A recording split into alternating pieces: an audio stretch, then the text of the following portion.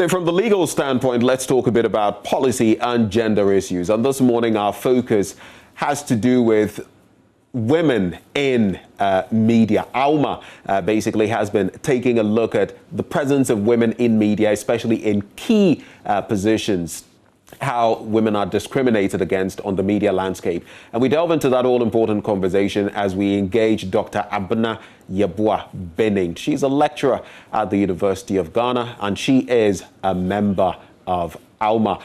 Dr. Abna Yeboah-Benin, a very good morning to you. Thank you for joining the conversation. Good morning to you too and to the audience. Great. So how would you describe it, the status of women, maybe on a broader level, the status of women in Ghana, and then the status of women today, 2021, in media? How would you briefly describe that? Well, I think that the status of women in Ghana is not altogether bad.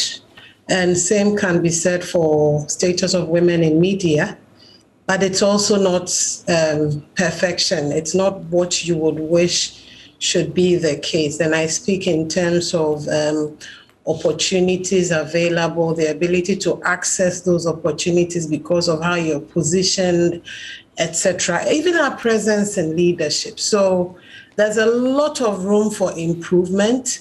There has been a lot of improvement, which is why I say it's not altogether bad. But there's certainly a lot of room for women to really take their own and contribute fully to the development of the country and also to our media. Now, Doc, there's a startling revelation. I've been taking a look at some of your documentation and that recent report you're coming up with, and even I was shocked. So I took a look at your survey of 318 female respondents across radio, television, websites, newspapers, and all of that. And per your report, at the executive level, there's only 1% of women featuring. At senior management, only 5%. When it comes to mid-level management, 20%, and mid-level management, that's a number there. And then non-managerial roles, 74%. What do you think this says about the presence of women in the media and your impact? If we were in the classroom, my question for you would have been, what is your experience on the ground? Do these figures reflect for you in real life, in the newsroom, for instance? But yes, interesting findings we had. And I begin by saying that this is a picture painted by the respondent. We had started off with the hope of the census capturing every body in the media organizations. Weren't successful at that. So this paints a picture of the respondents in the data. But it does, though, signal what may be happening in the bigger picture or in reality out there, which is that women have made significant strides in terms of their presence. They are there in the numbers, in larger numbers now within media organizations. However, their presence tends to, we have a term called the glass ceiling. So there seems to be an invisible ceiling when it comes to how high they are rising. You can name one or two women in the media landscape in Ghana who are CEO or who are in the boardroom, etc. A few of them are in middle management, a news editor, a desk editor, etc., etc. The majority of them, however, are on the lower, if you like, echelons of the media organizations, and that is reflected in the data that we have collected. And it was quite striking for us seeing that among the respondents that we had gathered the data from, you are talking only 6% who are really doing anything close to managerial. One of that percent is the one who is in executive leadership, but between executive and senior management roles, it's only 6% of them. Look at all these women we hear from on radio, in TV, the bylines we're seeing in newspapers, on news websites, etc. A lot of women's names are there.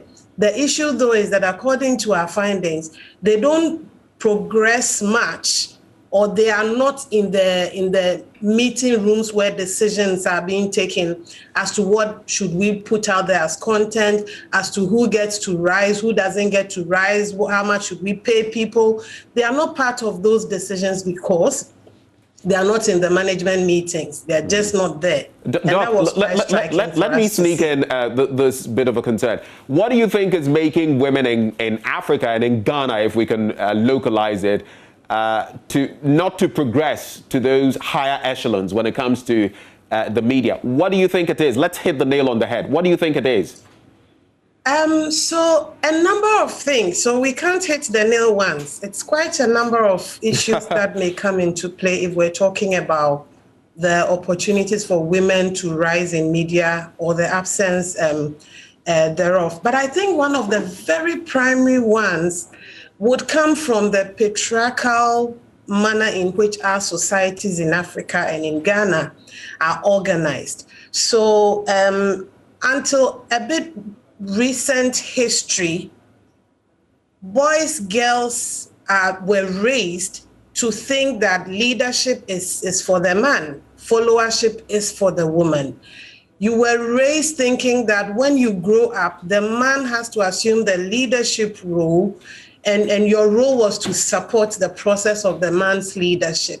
And so the people who are working today, the people who have worked in the media organizations in the past, were products of that kind of socialization.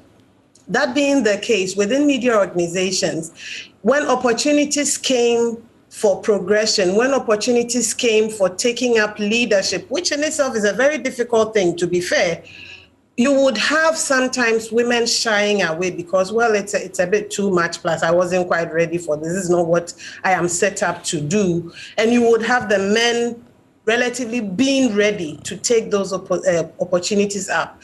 The flip side is also the fact also that the people who are recruiting men and women into these leadership positions, again, because they are products of socialization, the default person they see in a leadership position is more likely to be a man than to be a woman. And so chief executive position has come, or general manager position has come. We know how tough it is to be in that role. Sometimes you have to call people out. Sometimes you're taking very tough decisions. Women are too soft. They wouldn't really be able to handle it. And so the default person we're recruiting for becomes a man. When a woman and a man is in competition for that position, because there's a certain default position we have in our minds, there's a bit of an advantage working for the man compared to the woman. So it's partly how we've been raised, at least the generation now and the generations years gone by. I have a feeling our children will do slightly differently because now our children are getting a more, if you like, neutralized sense of leadership. Leadership is for human beings. And so I guess that may change over time. The other part, and again, I said the sociocultural environment is fundamental. The other part of it is also the fact that women never work in the office alone. They juggle full-time work in the office. They juggle full-time work in the home. And sometimes it's a bit of a struggle finding the sweet spot between those two places that you want to give your attention to. And so sometimes that also gets in the way of women's opportunities to rise. Because if there's a CEO position and they're recruiting and they're thinking, well, if you give it to Abna has just started having children. Every 2 weeks, she's going to come in with my child needs hospital. I need to go here. I need to go there. Let's give it to the man. It's an easier bet.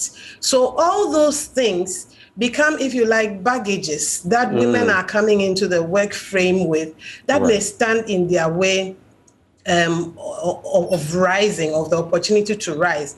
A lot of other factors, really. Even the structures of media organizations, the thinking. It's in recent times that we're getting a lot more content being produced on, for, and about women. The thinking has in a certain default sense, honored maleness. Do you feel? So even thriving within such environments, you sort of recalibrate yourself a bit. Well, this is how the game is played here. You have to recalibrate yourself and be able to survive and thrive in this space. As I said, there's quite a number of factors we can cite. Okay, so a very quick one. Do you feel ownership is the situation as well? One thing that struck me as you spoke is that, well, if you have a lot of men in the space who are behind these media organizations, sometimes some of these problems may come in. Do you think women ought to also be getting into the media space forcefully in terms of investing in it, starting their own outfits, and also being able to say, look, I want to employ more women? That's another channel, isn't it? Absolutely, absolutely, and I agree with you. And so when I said media organizations are even structured in a certain way that honors maleness, part of it was coming from ownership. A lot of media in Ghana and in Africa, actually across the world, are owned by men and managed, obviously, also by men. There is evidence in the research, actually, that suggests that when women own media, the equation changes a bit. Equation changes by way of what they're interested in covering or the kind of content they're interested in producing, who they're interested in bringing in, etc., etc. And so a couple of months ago, we had a dissemination forum on this report, and it was just exciting hearing some of the women media leaders in the room, not owners, but media leaders in the room, who were saying, I am more deliberate in how I am prepping and propping up the women in my newsroom. I consciously try. And so I think that if more women had opportunity to own media, then the skills will balance out a bit. And we are at that place already, I think, because now a lot more women, and I think it's partly also because the digital has opened things up a bit more. Entry costs are slightly lower to start a YouTube channel, for instance, to start an online TV, etc. The entry costs are probably lower than the traditional media. So now we are beginning to see a lot more women taking ownership, starting their own media endeavors or gigs, where they're producing content and promoting it and selling it. And some of them are making sure that they are prepping up the next generation of women. Right. So ownership is certainly a part of it. If we can get a lot more women to enter the frame, chances are that the stories will balance out a bit more. Let's talk about another stark reality, and we'll notice that even with entities hallowed, if you like the BBC, there are problems. In 2017, 2019, issues were highlighted when it comes to the gender pay gap. In Ghana, how serious is this problem of not getting equal pay for equal work? Per your report, what did you find out?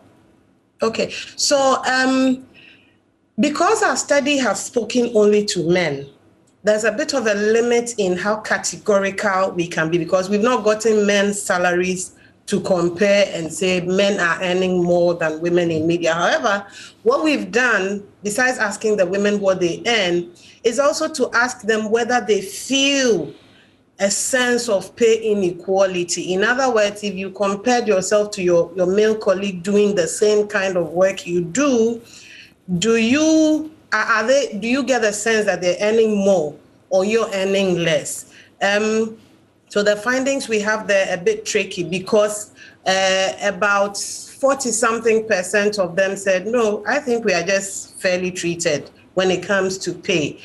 Just about 14% of them actually acknowledge that there is pay inequality. However, and this is where the catch comes in, the remaining 40-something% say they are not sure. For us, that signals a possible challenge also, because even though you have so many of them saying, yes, I think I'm fairly treated, if you have so many of them saying, I am not sure that I am fairly treated, you are not sure where eventually those people would fall. Are they going to be within the band of those who think they are fairly treated versus those who are not fairly treated? So there are certainly dynamics there that lead one to imagine a possibility that men, and there may be pay disparities. But the reverse is also true, because of just how many people are not sure of that possibility. But I say that it leads to that thinking, that possibility. Also because, remember, we've just made that we've laid a foundation where we are saying women are less present in leadership, etc. Leadership brings more income. The more you rise in an organization, the more you're earning. So obviously, if women are not rising as high as men in organizations, then there's a sense in which you can imagine that the men are the bigger earners compared to the women in the industry. Now, it's quite a discourse, and I would have wanted us to get into so much more, but we have to narrow it down, and I want us to focus on some of the very topical matters.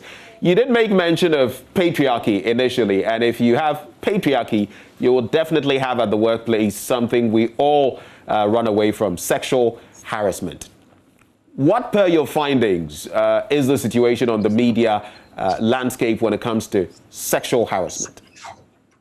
So what we saw is that sexual harassment exists in the Ghanaian media. It is a reality. It is a reality because about 23% of the sample said, yes, I have experienced an instance of sexual harassment. Sexual harassment by way of, so we had different ways in which they were to tell us what they've experienced.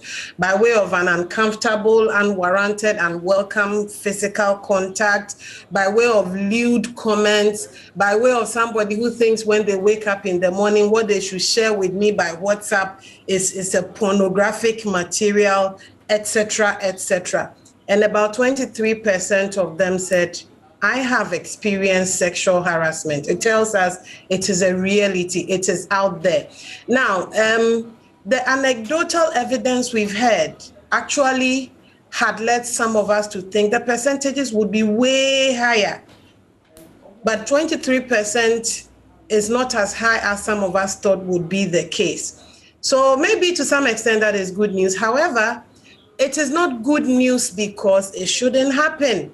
Sexual harassment should not be happening. Even if it is a 1%, it is 1% too many than should be happening. And we saw that 23% of the women said they've been at the receiving end of sexual harassment. So it is a reality within media organizations. People are being touched when they don't want to be touched.